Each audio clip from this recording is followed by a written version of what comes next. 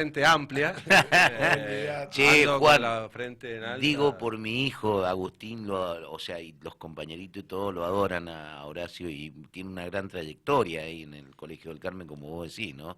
Por eso también te incidía en el tema de su persona, de su... Juega muy bien al fútbol también, me consta. Y la trayectoria me parece que es la de él, de su historia, de su La historia. historia sanrafaelina Exactamente. lo lleva y lo coloca en ese lugar. ¿Quién no conoce a Horacio Gómez? Esa es la historia. Horacio Gómez, viendo las cifras de la docencia, de la deserción escolar, de la falta de terminar el colegio primario, la secundaria, el 63%, dijo mi primo Carlos Astudillo acá en este programa, de los cordobeses no terminan el secundario. ¿Cómo lo analizás desde tu punto de vista político, con tu mujer senadora y vos y como docente? Mirá, lo analizo más desde la docencia. Creo que lamentablemente no tenemos una política educativa que trascienda los gobiernos. Cada gobierno que viene trata de imponer algo y bueno, no siempre es lo mejor y el próximo que viene cambia todo lo que hizo, porque viene, es peronista, le cambió exacto, todo, porque todo está mal y no quedó con lo bueno. Exacto, yo creo que nunca se ha consensuado una ley federal o una ley nacional de educación que trascienda el partido político. Y a partir de ahí creo que es el empobrecimiento que hemos tenido de la parte educativa.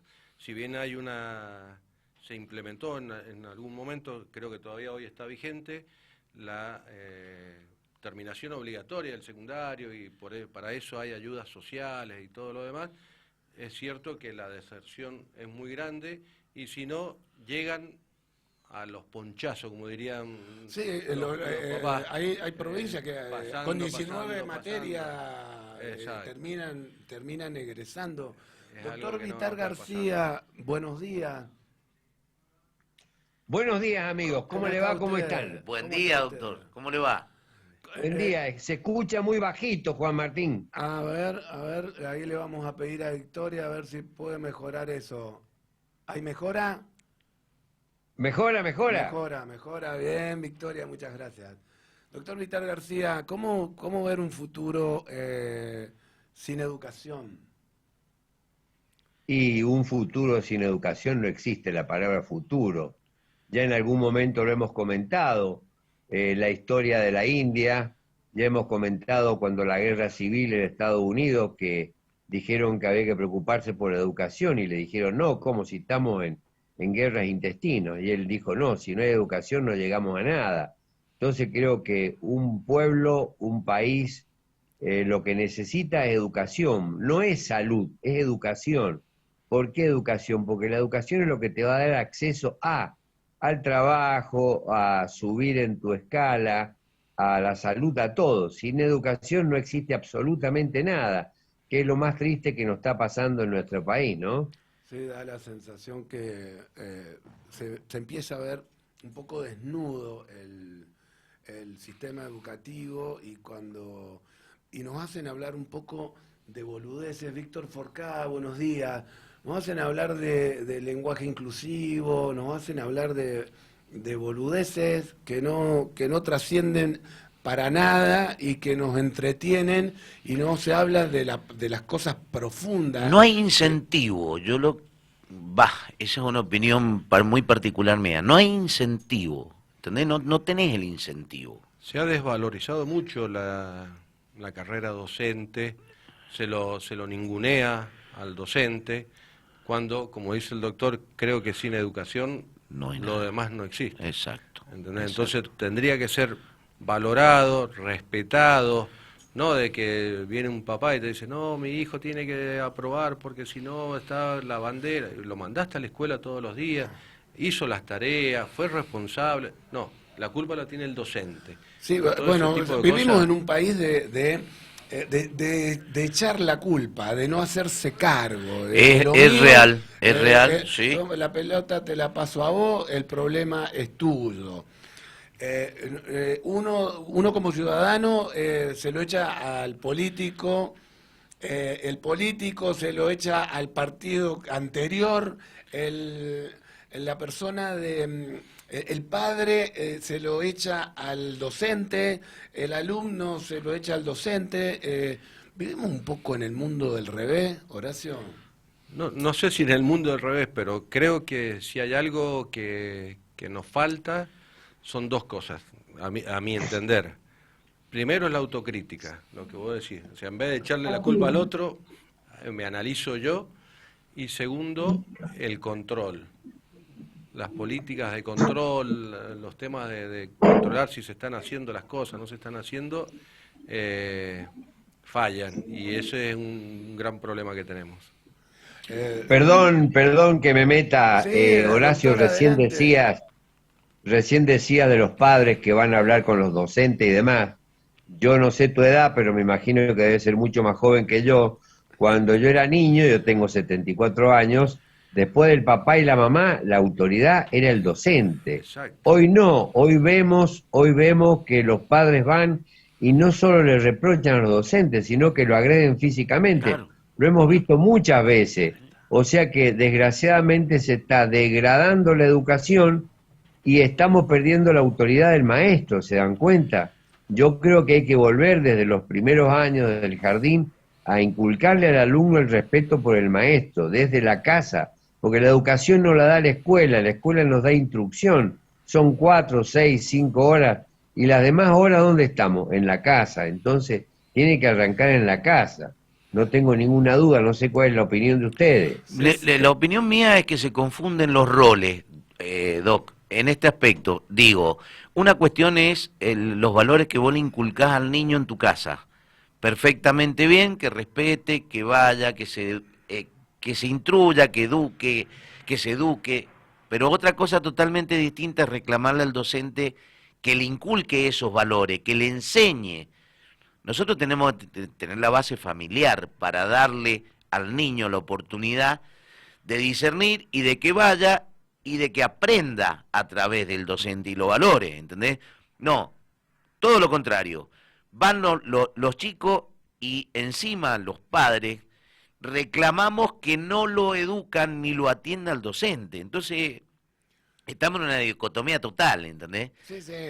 Mi No padre... no tenemos la base, Bueno, ¿entendés? No. a mí en mi casa, es decir, si yo me iba a quejar que el docente me había hecho algo, me ligaba porque el docente tenía razón, aunque no la tenga. Claro, bueno, pero Se empiezan a perder los valores. Víctor Forcada, buenos días. A ver si estás por ahí. ¿Nos estás escuchando? ¿Tendrás el micrófono cerrado? Buenos días, Juan Martín, aquí estoy, en el rol de facultativo, todavía En lo el sigo rol de cumpliendo. facultativo. ¿Cómo te va, Carlos Hugo? ¿Cómo está, querido Víctor? Hola, Laburando. Víctor Horacio, querido. Hola, ¿cómo estás vos? Ideológicas, seguimos siendo amigos como siempre y seguimos manteniendo los mismos ideales que vos tuviste y que yo sigo teniendo. Contame, Contame, Víctor. Quiero ver de crepar. Contame, Víctor, de lo que nos has estado escuchando, vos que tenés una gran capacidad de síntesis. Estuve escuchando, mirá, yo lo que pude escuchar es algo casi te diría que es obvio, en la crisis profunda que sufre la educación en todos los niveles, en todo el planeta Tierra. No es solo de la Argentina. No tengo una solución, pero sigo esperando una evolución de la humanidad que confío que se va a lograr. No sé si a través de la escuela o a través de la familia, pero que está en crisis profundísima la educación, como la medicina, como la justicia, como la política, como todo lo que estamos viviendo en este mundo distópico que está cambiando aceleradamente. Pero es tal cual lo que acaba de decir el maestro, no sé cómo se llama el señor que habla, Horacio, pero tiene toda la razón del mundo. Sí. Horacio, ¿qué hacer? Digamos, decir, ante esta eventualidad, ante este diagnóstico, que es un paciente al borde de la muerte, o muerto, digamos, ¿cómo resucitar? ¿Por dónde encontrar la punta de la madeja del ovillo? Mira, hay algo que vos que sos médico lo sabés, la junta médica. Se tienen que juntar todos los partidos, los capos de la educación de cada partido, por lo menos, y decir, esto es la ley de educación. La bajamos acá, firmamos un acuerdo, durante 20 años esto no se modifica. Lo digo metafóricamente, lo de 20 años, puede ser 30, sí, puede ser... Vos hablás de una ley, que independientemente del partido político que venga, esté, el rumbo sea el mismo. No No que se cambie cada 4 años. ¿Entendés? Entonces... No se alcanza ni a solidificar, que ya está cambiando, está modificando, está mutando. Entonces, evidentemente, eso estaría como proyecto, estaría bueno para... Eso creo que sería fundamental, ponernos de acuerdo cuáles son los pasos a seguir y que no importe quién es el capitán del barco, sea el rumbo sea uno solo. Eso me parece que podría ser una posible solución. Víctor, vos es ideal, también, casi utópico. Vos que tenés una posibilidad, déjame que te haga una pregunta. Vos que tenés tu capacidad de síntesis es maravillosa. ¿Cómo nuestros dirigentes son tan mezquinos, tan amarretes, que no logran ponerse de acuerdo para ver cuál es el camino de la educación? ¿O los analfabetos sirven a la clase política? ¿Qué afirmación tenemos? Bueno, evidentemente es una respuesta, es una pregunta que merece una respuesta un poco más amplia de la que yo puedo dar. Pero es obvio que no existe lo que llama voluntad política como para modificar este panorama. Pero lo que él propuso es casi obvio de perogrullo, pero sin embargo no se puede lograr que se pongan de acuerdo en una política de Estado. Pero evidentemente algunos intereses tiene que tocar el hecho de modificar la educación, cómo modificar la medicina, cómo modificar la justicia. Se tocan intereses que yo no conozco del todo, porque el mundo educativo se divide entre lo privado y lo estatal.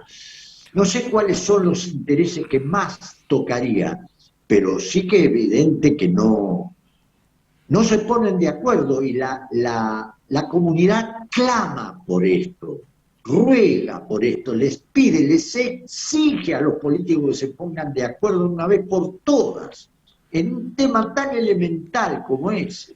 20 años, como mínimo, de acuerdo, totalmente. Doctor Vitar García, usted con la camiseta puesta del radicalismo claramente, ¿cómo somos tan mezquinos los humanos que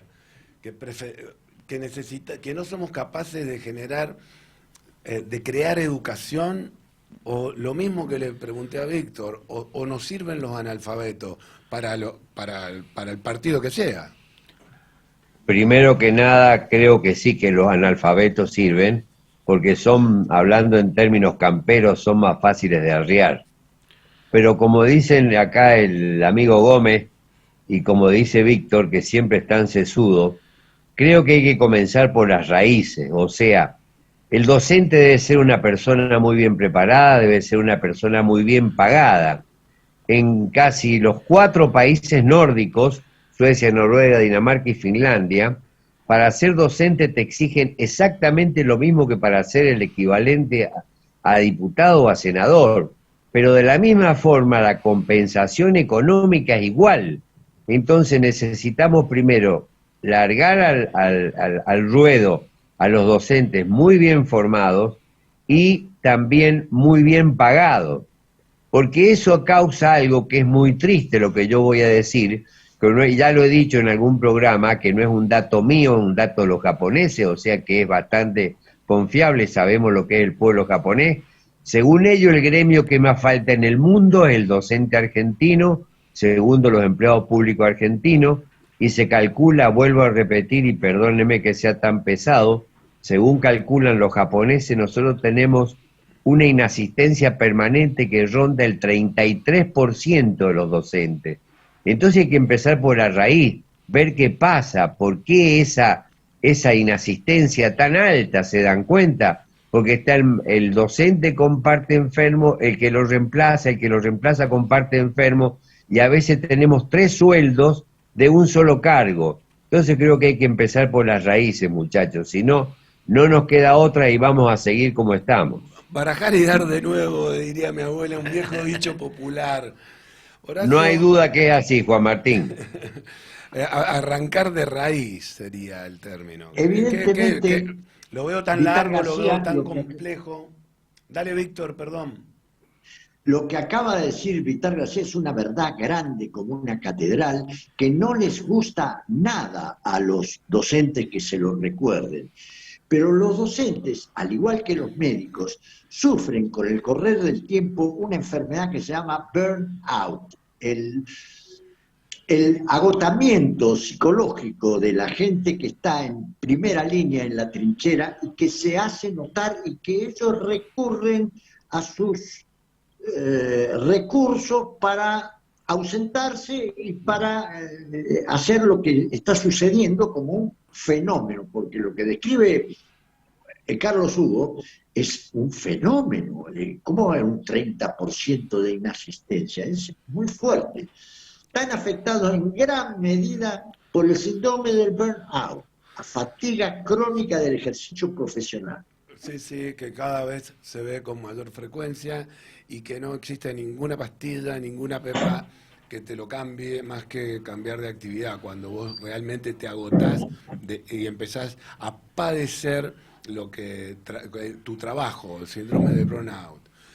Teniéndote, Horacio, enfrente, me gustaría, y que hablamos del Colegio del Carmen, me gustaría que hagas un análisis en San Rafael de la educación privada y luego de la educación pública, que nosotros éramos pioneros en Sudamérica de ser los grandes educadores en la educación pública para todo el mundo, como yo, como Víctor Forcá, como vos, Waldi, como Sí. el doctor, también Vitar García, que se recibió en una universidad pública, y el desbarajuste que hay con la educación. Haceme un equilibrio.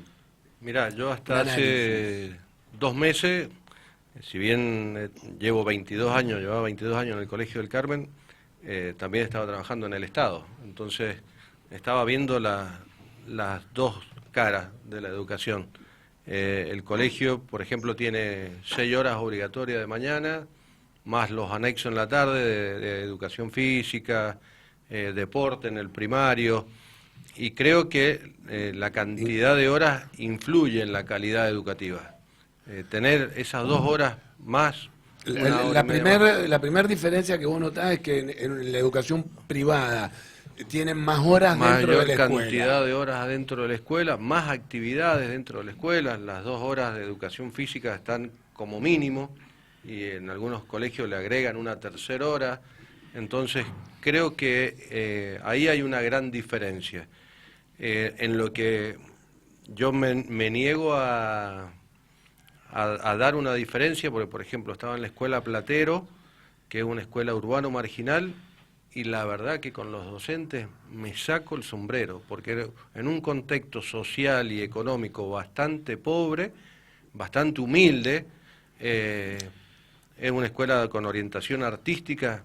El trabajo de los docentes, de la trabajadora social, fue increíble. El profe de teatro que le hacía hacer video a los chicos, filmamos una película de la cual fui parte.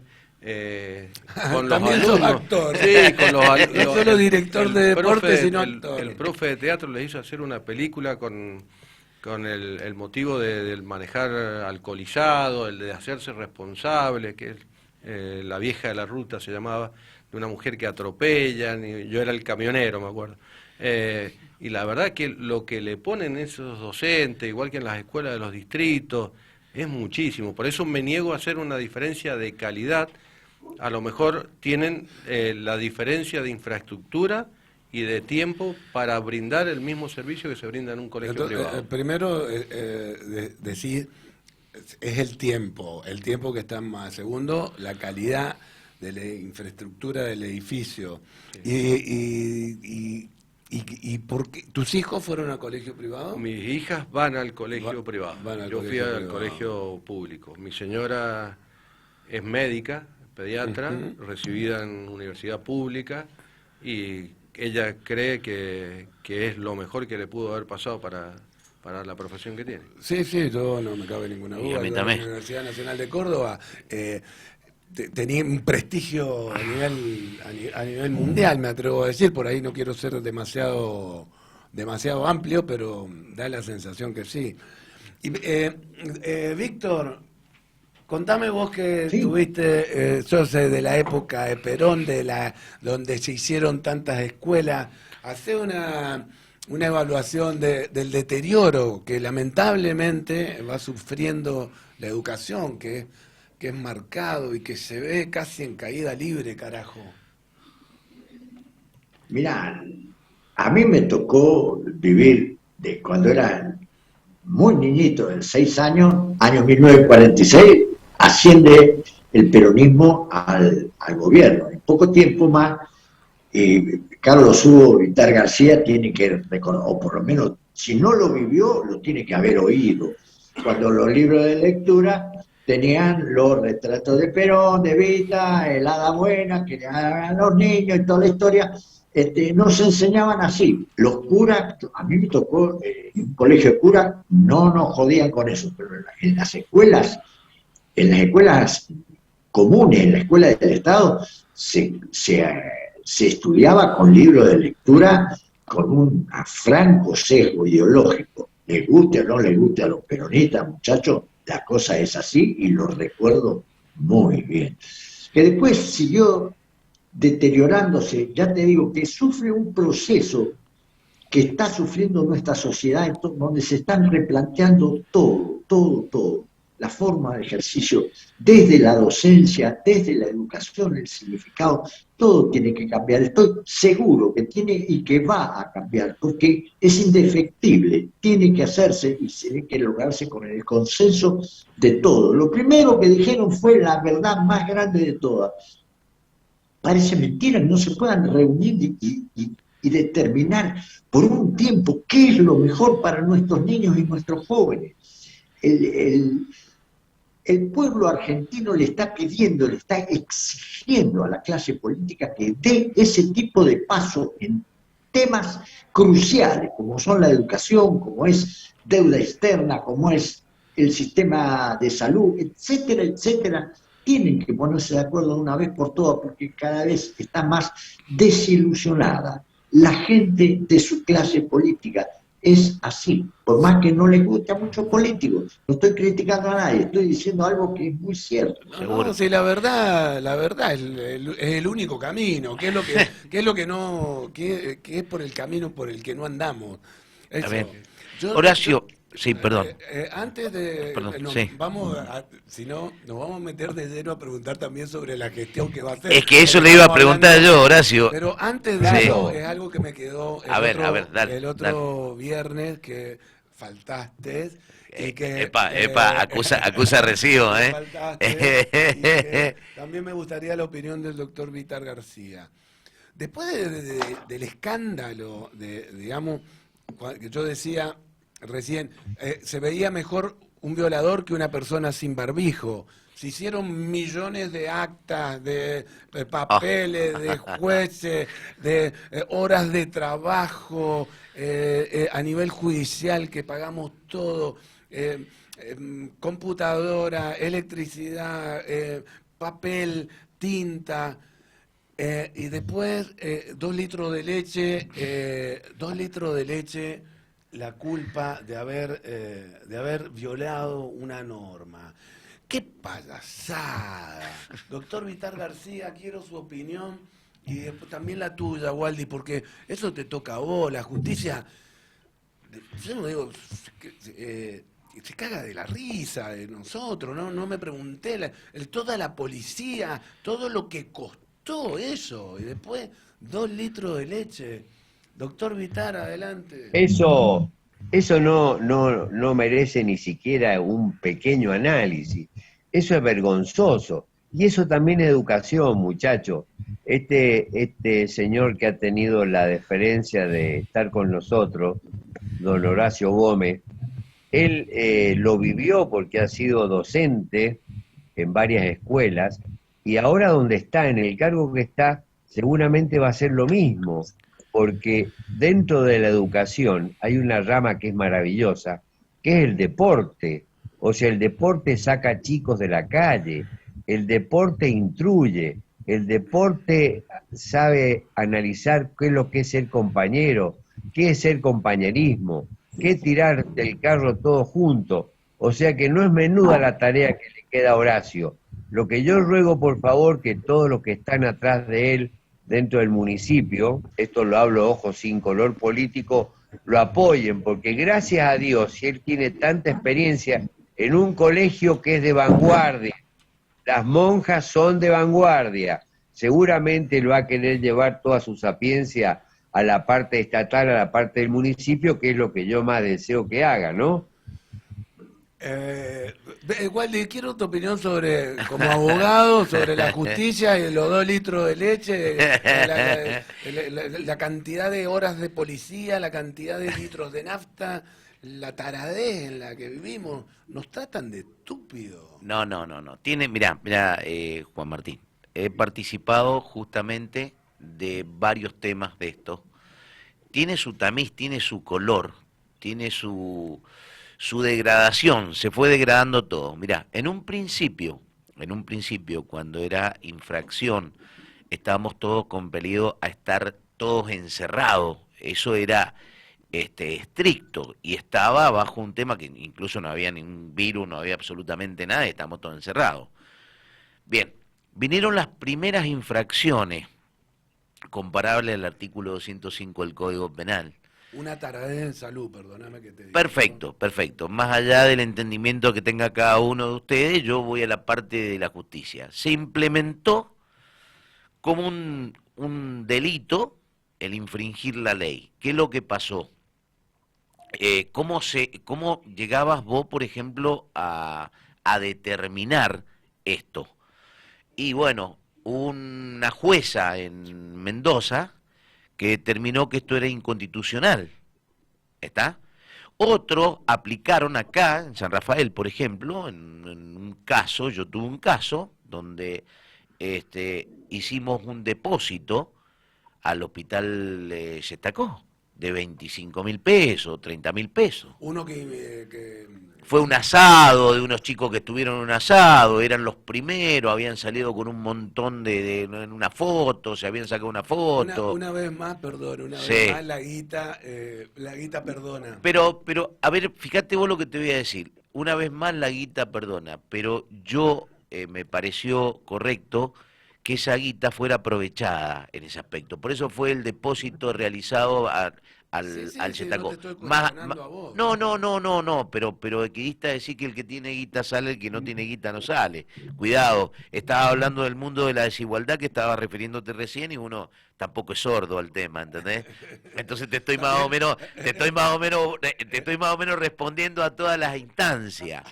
¿Qué es lo que pasó después? Devino en una historia muy, muy dramática, que quien implementó todo este sistema de pandemia tuvo que ser el autor mediato de lo que le tocó, porque fue el presidente, precisamente, a quien le tocó infringir la ley. ¿Y qué es lo que pasó? ¿Qué es lo que hizo el presidente? A ver, contame vos.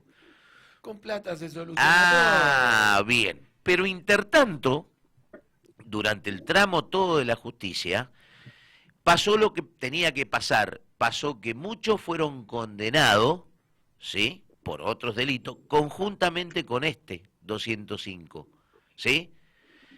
Porque se creía convincentemente que la infracción cometida daba para condenar. Y fueron condenados muchos.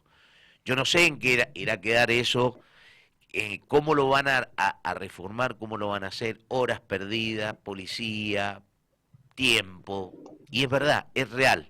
¿Por qué? Porque eso, después que pasó todo este trámite de la pandemia, quedó en cero, quedó en nada. Entonces, me parece también hasta ridículo el tema de 2 cajas de leche. Sí, sí, Perdónenme, pero hagamos una... Es A ver, provocativo. a ver. Provocativo. Si yo voy a apelar a una institución que nosotros deviene del derecho anglosajón, que es la suspensión del juicio a prueba, en un sistema que nosotros, esta suspensión de juicio a prueba para los delitos de bagatela, que son estos delitos de infracciones menores, y tenemos la oportunidad procesal de suspender la acción y de que evidentemente nosotros podemos ofrecer la reparación social de un cierto monto. No estoy hablando de 2 cajas de leche, estoy hablando de una reparación, está acorde, está con la infracción del delito. Entonces me parece a mí una toma de pelo este tema de las dos cajas de leche. Sí,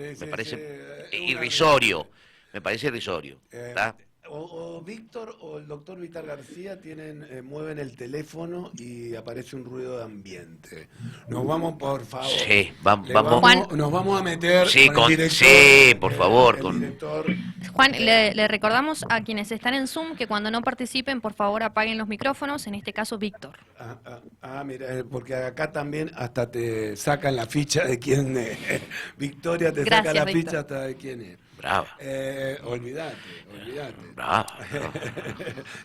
Ya tuvieron una... ¿Casate con ella? No. Me acordé de un tema, me hizo acordar de un tema. Y que vos conocés. Esa morocha no es para principiantes. No, me acompaña Horacio Gómez, el director de deporte de la Municipalidad de San Rafael. ¿Cuántos días hace que tenés en el cargo? ¿Cuál es tu objetivo? ¿A dónde apuntás? Llevo 2 meses y medio, desde el 11 de abril, 2 meses y medio aproximadamente. Mi objetivo, y creo que el objetivo que nos transmitió de alguna manera el intendente, porque ya venían con esa política deportiva que era el deporte social. Creo que desde que Emir es el intendente se ha hecho mucho por el deporte social y ahora nos abrieron un poquito la puerta. ¿Qué le llama deporte social? El deporte social es... ¿Cuál sería la antítesis del deporte social? El federado. El federado sería... no la antítesis, sino ahora tiene que ser lo que acompaña al deporte social. El deporte social es llegar a la mayor cantidad de gente con deportes que la comunidad te pida. Por ejemplo, hay un programa del hockey social que tiene más de 3.500 jugadores y, por ejemplo, la Asociación Sanrafaelina debe llegar a los 500 jugadores. Entonces ha crecido muchísimo. El fútbol distrital, el fútbol es un deporte nacional, pero se usa, el que no tiene acceso al club, se dan en canchas que bueno, nosotros conocemos por ahí en los distritos, que es el típico potrero, y hay otras canchas que están en mejores condiciones y van chiquitos que no pueden acceder al club. Entonces están en su unión vecinal, en su barrio, en su distrito, y se forman desde los 7 u 8 años, van profes y van jugando y se mueve muchísima gente, y eso estaba apuntalado. Ahora lo tenemos que seguir reafirmando y confirmando y haciendo que participen más gente todavía, más chicos. El deporte para adultos, adultos mayores, el ñu con el tejo se ha implementado no como una moda, o si ha sido una moda ya llegó para imponerse y quedarse, y está haciendo participar mucho al adulto mayor, le está brindando una calidad de vida que no tenía, lo está sacando después de lo que es pandemia. Los ha sacado a compartir, a sociabilizar, a competir, son muy competitivos, no quieren perder nunca, pero eso es algo que nosotros estamos fortaleciendo, que se lo ha tenido. Cuando uno juega, cuando jugás podés ganar, podés empatar o podés perder. Por eso a mí no me gusta jugar, ni al truco, porque no me gusta perder. Juan, quiero pasar un aviso. A ver. Tengo la alegría, me parece que está el Pepe con nosotros. Sí, ya le iba a dar cabida. Si estamos hablando de deporte, creo que es una persona muy autorizada para ello, porque él es un médico deportólogo universitario, o sea, no es un improvisado. Sería lindo escuchar la opinión del Pepito. Sí, olvídese que era el próximo paso, doctor. Me acaba de avisar Victoria que estaba Pepe Silvestri, que ayer lo invité y gracias a Dios lo vamos convenciendo lentamente. Pepe, Bien, si te pongo el cargo de director de deporte del municipio, te lo doy ahora, ¿qué es lo primero que haces como médico deportólogo? Pepe.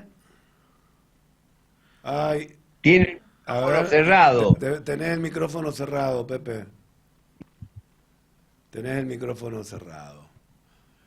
A ver, bueno, cuando lo solucionemos, seguimos. Horacio, mi pregunta es, yo que tengo la camiseta puesta de las Malvinas, ¿qué acción tiene la Dirección de Deporte en el distrito? Tenemos un profesor en las divisiones formativas. Las horas cátedras se dan para las divisiones formativas.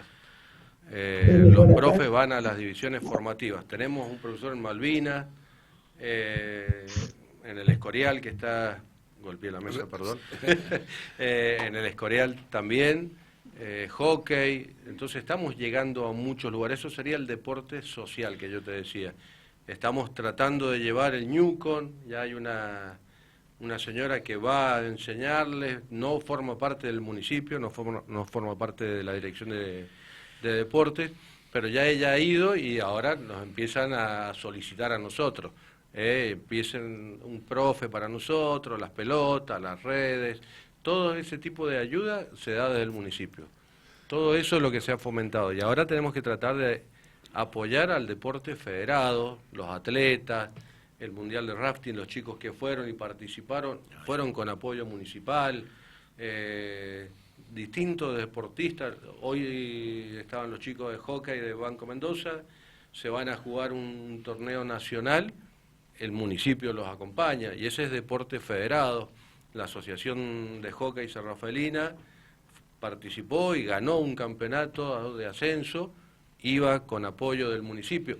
A ver, no es que le pagamos todo, ojo, es aparte apoyo. cuando paga el municipio Pagamos todo. Pagamos todo, porque exacto. cuando decís tu municipio, pero es mi municipio, pero del cual yo no tomo ninguna decisión también, es verdad. Creo que eso ha sido un gran trabajo de que, a ver, nos ha dado la libertad el intendente y todos los clubes, todos, te digo, los clubes, no sé si me falta uno, tienen un profesor de la dirección de deportes. Todos. Bueno, ya vamos todos a los hablar deportes. entonces también sobre la Malvinas. Si yo te debería sugerir algo, como, porque es fácil sentado acá sugerir ideas desde el café o tomando un whisky, Yo lo he hecho. todos somos capos sugiriendo. Yo lo he hecho. Sí, lo hacemos. Claramente todo el mundo lo hace. Yo sugeriría a donde, viendo la geografía que tiene San Rafael con sus canales y sus diques, un niño que no sabe nadar no deja de ser un discapacitado en algo tan elemental que es nadar, que propongan un plan, no sé cómo, hacer un proyecto, pero para que en un distrito un profe enseñe a nadar lo básico, no los 5 estilos, los grandes estilos, la vuelta americana, sino caerse al canal y poder cruzarlo al otro lado. Mirá, viste, recién estábamos comentando fuera de micrófono, yo aprendí a nadar en una colonia municipal, cuando tenía 11, 12 años. Las colonias siguen existiendo, obviamente en los distritos es más difícil acceder a una pileta, pero gracias a Dios en varios de los distritos hay gente particular que tiene piletas y nos las presta. Entonces, las colonias que se hacen en todos los distritos y obviamente acá en el centro, están teniendo de a poquito acceso a una pileta. Lo que vos decís es parecido a lo de la educación.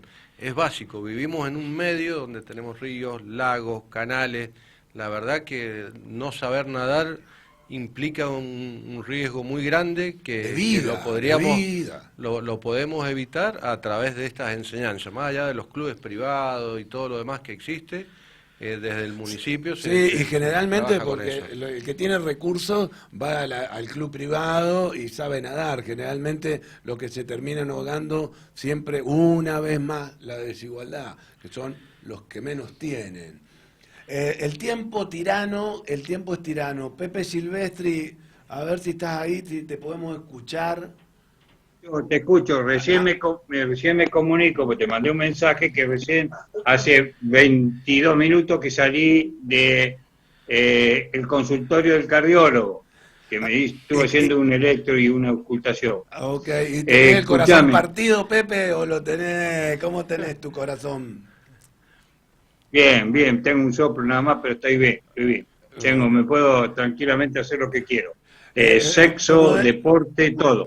Eco, como deportólogo, llegamos justo sobre el final, hablamos de educación y deporte. Quiero que hagas una reflexión y nos vamos porque el tiempo se nos terminó. Sobre ese deporte San Rafaelino. Sí, a ver, ¿qué es lo que harías vos si vos fueras director de deporte? No. ¿Qué es lo primero que harías vos? Bueno, no, mirá, primero que yo creo que desde el punto de vista municipal está en los distritos está muy bien manejado el deporte social. Te digo por qué, pues yo tengo comunicación con la gente de los distritos por el problema político. Ahora, me parece que lo que más urge a nivel deportivo, competitivo, que yo creo que un poco por la pandemia y un poco por la distancia. Nosotros, vos sabés que yo hice la tesis comparando deporte de acá con deporte de Mendoza, y la única diferencia no es la habilidad, la competencia en sí, sino que es menos competitivo el San Rafaelino. O sea, le falta más competencia provincial y nacional. Pero lo demás se está manejando muy bien, te digo, a pesar de que estamos en post-pandemia todavía.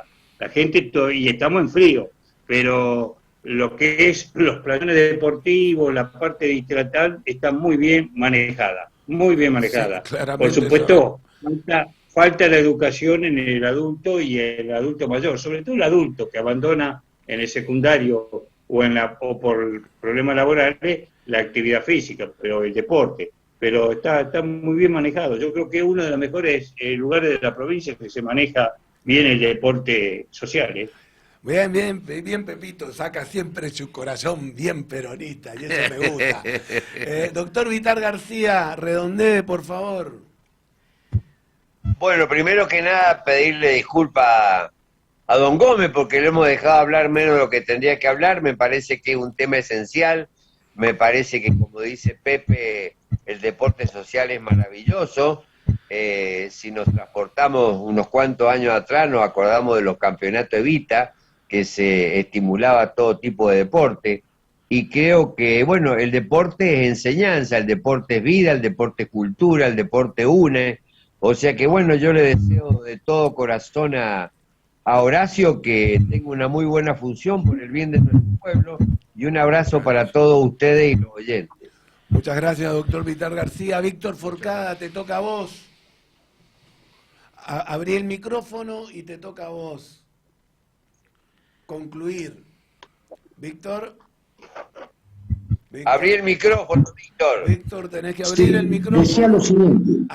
Vamos, Sí, adelante. ya lo abrí, recién lo acabo de abrir. Vale. Quería decirles que no me atrevo a opinar sobre educación ni tampoco sobre deporte, pero sí sobre actitudes comunes que son absolutamente necesarias.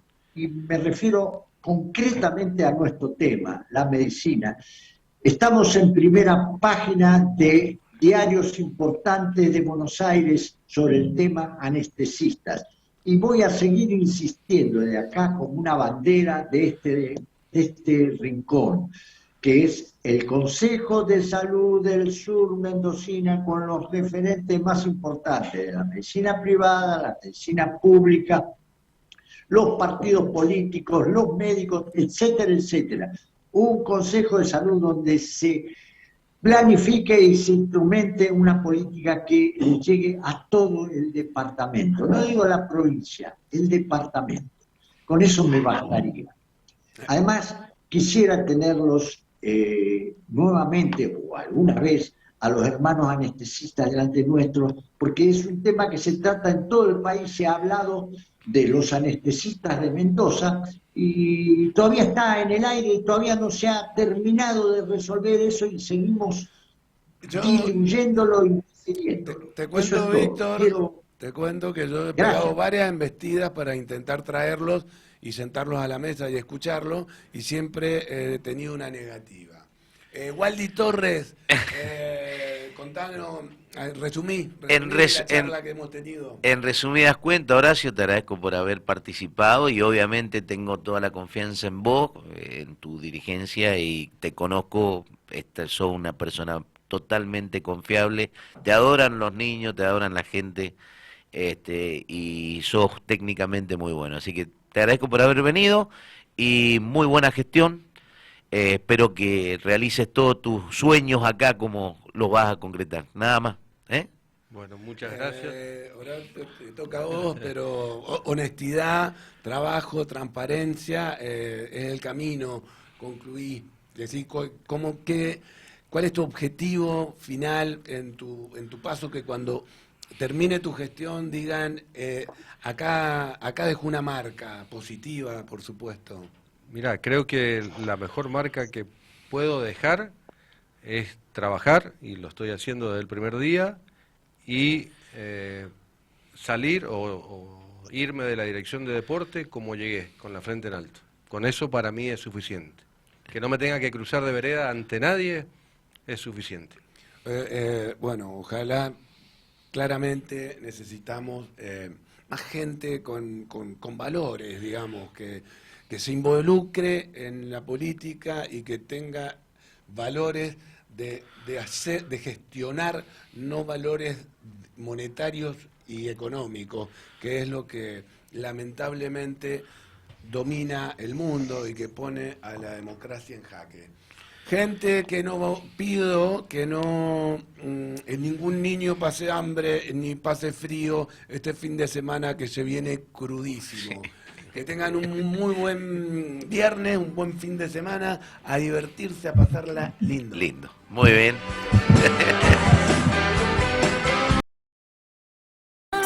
Buenos Aires Producciones presenta BA Evolution San Rafael, campeonato abierto de danza 24-25 de junio. Jurado de lujo: Emir Abdul Ghani, Alejandra Vázquez, Antonella Campaniello, Eugenia López Frugoni. Más info en @B. La primera casa de tabacos exclusivos, Avisco Tabaco and Manches. Excelencia y servicio para el buen gusto. Variedades en café, té y destilados finamente seleccionados. Avisco Tabaco and Manches, un espacio con aroma especial. En Ameguino 226, frente al parque. Viví la experiencia Avisco. Un lugar donde podés ser vos mismo.